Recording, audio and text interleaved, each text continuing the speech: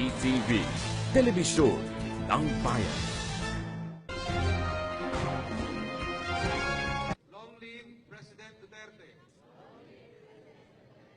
Magandang gabi Pilipinas, narito po ang balita sa oras na ito at live pa rin mula rito sa Quirino Grandstand. Kaugnay pa rin ng ginagawang programa ng mga taga-suporta ni Pangulong Duterte na may titulong Palit Bise, Suporta sa Presidente. At kanina nga ay napanood yung mensahe ni DNR Secretary Gina Lopez kung saan sa pamagitan ito ng isang video clip. Inilarawan ni Secretary Lopez si Pangulong Duterte bilang isang mabuting tao. Bukod sa pagiging mabait, sinabi rin ni Lopez na isang matapang na tao ang Pangulo. Hinikayat rin ng kalihim ang publiko na patuloy na suportahan ang Pangulong Digong.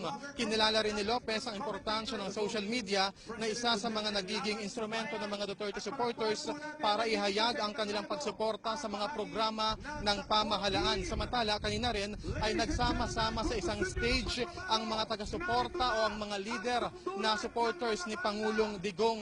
Pinangunahan ito ni Greco Bellic kung saan nanawagan siya sa international community na huwag nang mangialam pa sa panloob na usapin ng bansa. Sigaw nila sa international media, stop shaming the Philippines o huwag nang hiyain ang Pilipinas sa mundo. Matapang ding sinabi ni Bellica kay Vice President Robredo na kung hindi ito titigil sa pagtuligsa sa administrasyong Duterte ay dapat na aniya itong gumaya sa international media na huwag na rin aniyang mangialam pa sa usapin ng bansa.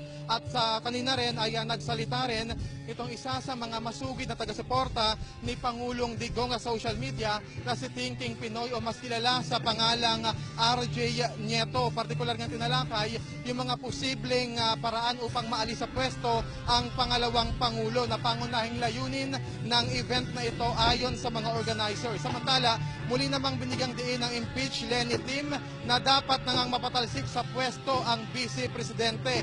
Kasama sa impeach Lenny Team, sina Attorney Bruce Rivera, Professor Pemaco Densing at si Attorney Trixie Angeles at iba pa.